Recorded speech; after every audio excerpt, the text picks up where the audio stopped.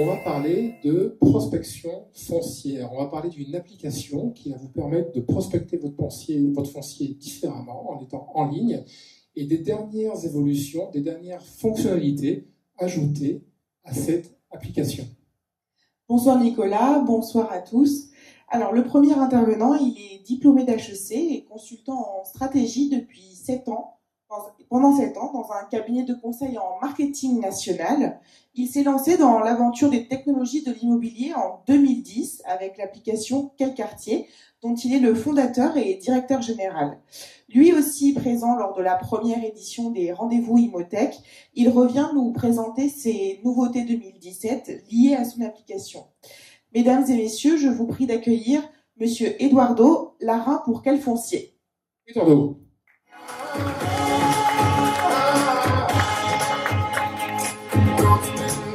Bonsoir, donc je suis Eduardo Larin, je suis le directeur général de Quel Quartier. Alors vous nous connaissez peut-être parce que donc nous on équipe tous les sites internet immobiliers à côté commercialisation. Donc dès que vous voyez une carte sur les sites internet, les réseaux d'agences immobilières style Stéphane Plaza Immobilier, Guy Hockey, Santorini Intera, ou les portails immobiliers type Logique Immo, enfin d'autres, et c'est les sites d'internet des promoteurs, c'est nous. En fait, la carte Google Maps, le métro le plus proche, la crèche, une belle photo de Nice et des quartiers de Nice avec des descriptifs de texte. Et ce qui s'est passé, c'est qu'il y a 2 ans, les promoteurs nous ont demandé, et si à ces cartes, vous rajoutiez les plans locaux d'urbanisme sur toute la France. Et donc, c'est ce qu'on a fait. On a rajouté 5000 qu'on met à jour, et ils nous ont demandé après, et si vous rajoutez le cadastre. Et donc, on a rajouté le cadastre après, donc 84 millions de parcelles, depuis Lille jusqu'à La Réunion. Et après, ils se sont pas arrêtés là, ils nous ont demandé de rajouter les enrues, les basal-basias, toutes les contraintes réglementaires, et on a lancé Quel Foncier. Et je voulais effectivement vous présenter donc Quel Foncier, qui couvre absolument toute la France. Donc ce que je vous propose, c'est d'aller dans une ville que vous connaissez bien, à Nice. Et quand vous allez à Nice, de manière automatique, vous avez le plan local d'urbanisme qui s'affiche. Donc là, on est en zone UA. Et quand vous cliquez sur la zone, vous pouvez de manière automatique télécharger le règlement. Une des fonctionnalités très utilisées, c'est juxtaposer le cadastre avec le plan local d'urbanisme. Imaginons qu'une parcelle vous intéresse, par exemple, hop, on va prendre celle-là, la 39. Vous pouvez regarder comme sur Géoportail, évidemment, son altimétrie.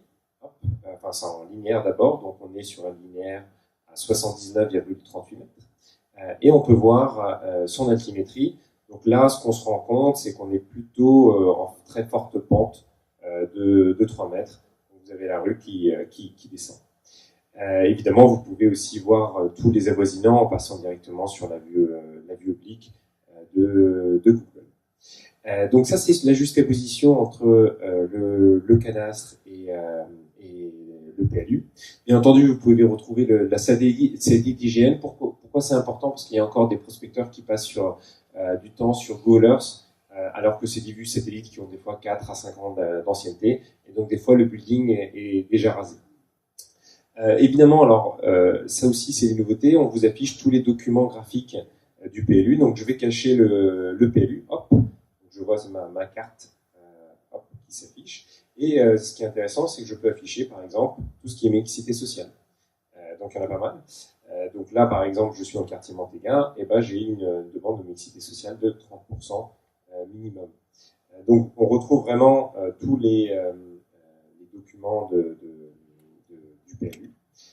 Je peux retrouver évidemment les auteurs maximums autorisés, donc dès qu'il y a un peu des panelages, il n'y en a pas beaucoup, voilà, c'est les honneurs qui sont là. Vous pouvez regarder tout ce qui est zone en rue, donc ça c'est très important, puisque maintenant qu'on est passé, toute parcelle qui est entre 300 et 500 mètres peut être éligible aux zones en rue. Donc là par exemple, en bleu foncé, vous avez la zone par décret, la zone en rue, et toute la zone bleu clair, c'est la zone des 300 mètres. Et donc toutes les petites parcelles là que vous voyez qui sont vraiment à la limite, aujourd'hui, vous êtes éligible à zone en rue. Donc vous pouvez aussi afficher tout ce qui est AVF. Donc il y en a beaucoup des AVF évidemment à Nice, mais vous avez vraiment la sectorisation des AVF avec un impact sur le permis de construire. Tout ce qui est zone inondable, donc on voit qu'il y a 4 PPRI et c'est surtout le Ruisseau-le-Magnan qui impacte très fortement. Tout ce qui va être après tout ce qui va être réglementaire, vous avez ce qui est environnemental. Donc là vous retrouvez tout ce qui est carrière. Donc là si vous construisez, ça s'effondre. Vous avez des carrières dans l'Est et dans l'Ouest. Tout ce qui va être site pollué, potentiellement pollué, donc basote, basias. Donc évidemment, il y en a beaucoup. Donc là, si vous construisez, vous pouvez avoir un cancer au bout de 30 ans.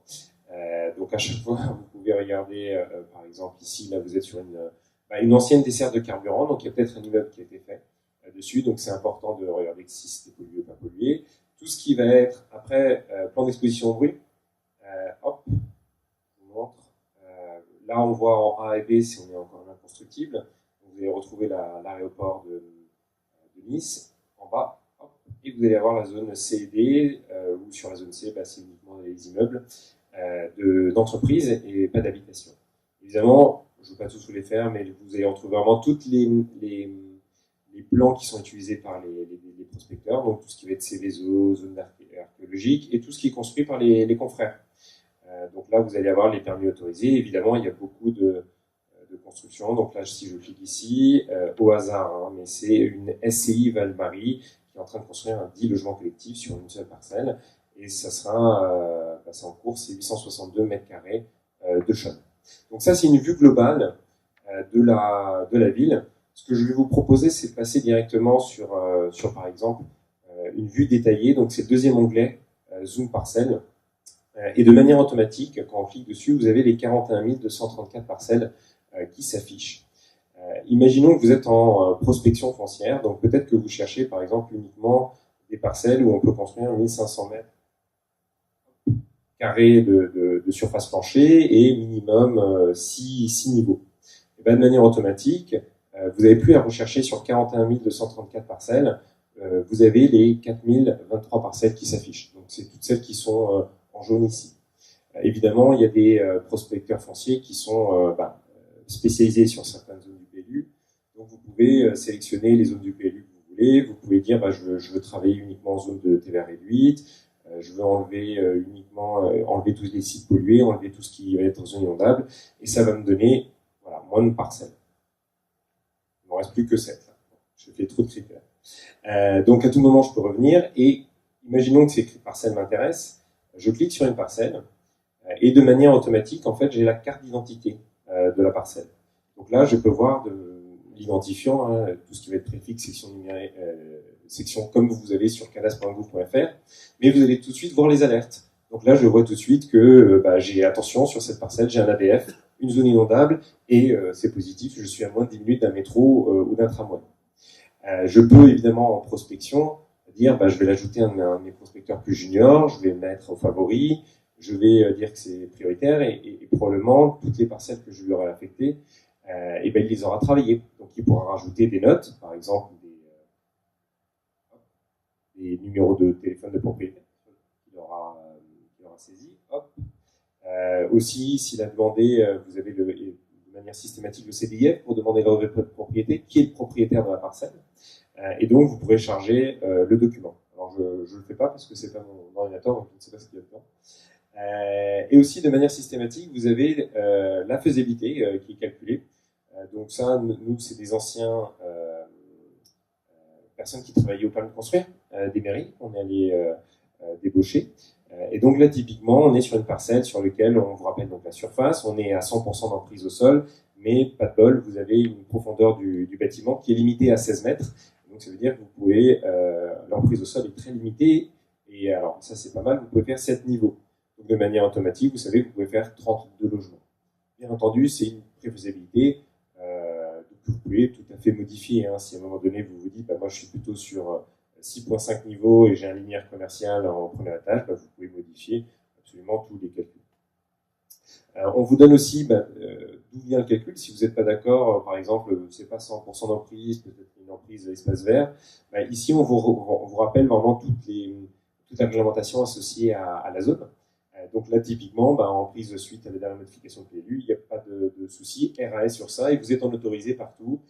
Vous n'avez pas de limitation sur aucun des retraits, ni en fond de parcelle, ni en latéral. On vous rappelle aussi tout ce qui est bureau, et évidemment toutes les spécificités de la parcelle. Évidemment, si vous passez d'une parcelle à une autre, là je vais cliquer sur notre parcelle, de manière automatique, vous avez les spécificités qui s'affichent. Donc ça, on le fait de manière automatique sur toutes les parcelles des grandes agglomérations, que ce soit l'agglomération de la métropole de Marseille, que ce soit Cannes, Nice, Menton. Et pour toutes les autres villes, en fait, on vous donne aussi la possibilité d'accéder à la calculatrice. Vous pouvez renseigner vous-même vos valeurs.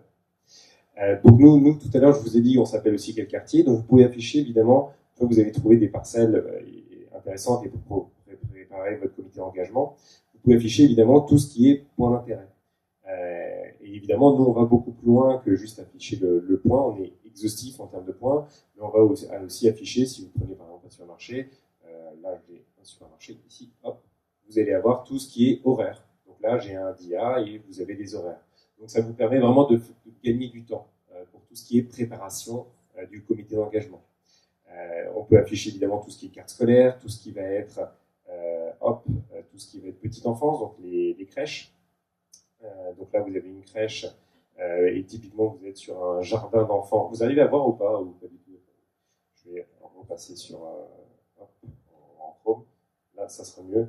Donc vous pouvez voir tout ce qui va être petite enfance, tout ce qui va être donc petite enfance, c'est les petits nounours. Donc là, j'ai une multi-accueil de 32 personnes.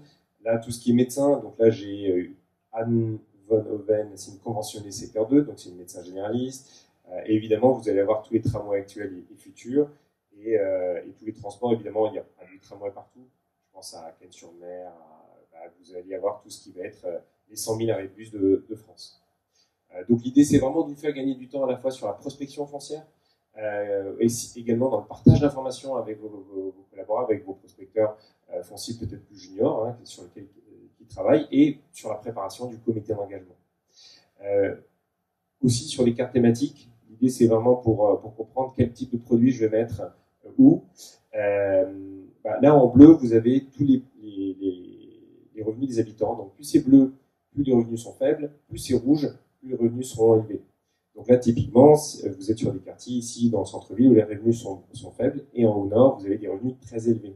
Si vous regardez par exemple tout ce qui est logements sociaux HLM, là où c'est rouge, a priori, on ne va pas vous demander plus de logements sociaux HLM. Là où c'est bleu, il y a probablement de la mixité sociale.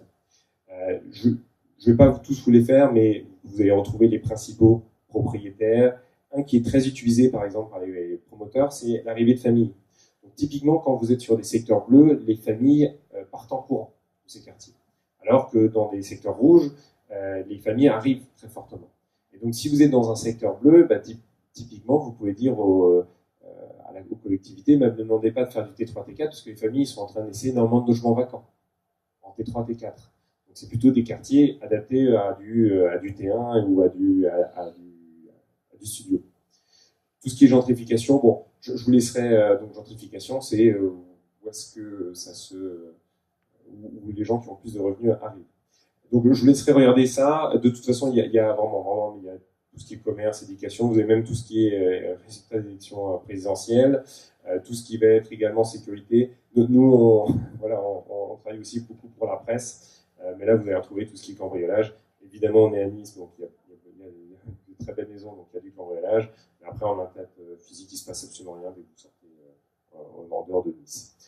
Ces mêmes informations, évidemment, vous pouvez les retrouver en statistique, donc en cliquant sur Ville et quartiers, vous arrivez sur ce type de page. Et en fait, sur chacun des quartiers sur chacun des quartiers, vous allez retrouver toutes les informations. Tout à l'heure, on disait logement social HLM, il y en a beaucoup, pas beaucoup. Là, vous voyez, on est dans le quartier Libération, on est à 7%, alors qu'à Nice, on est à 10%, et aux Alpes-Maritimes, à 9%.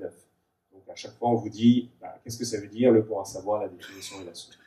L'objectif, c'est vraiment de s'adapter au métier du développeur, parce que de plus en plus, sur toute la France, on va avoir toutes les informations réglementaires, urbanistiques, économiques, sur toutes les parcelles de France. En vrai, là, je peux prendre n'importe quelle commune. Là, je suis tombé sur Chemire-le-Gaudin, on est en RNU, et vous allez voir, il y a de l'ADF, il y a de la zone inondable, il y a des carrières, il y a absolument tout. Donc vraiment le métier, nous c'est notre parti pris, va être de plus en plus relationnel, vraiment se focaliser sur voilà, le métier du développeur foncier. Et nous, notre objectif, c'est de lui faire gagner vraiment le maximum de temps sur ce métier.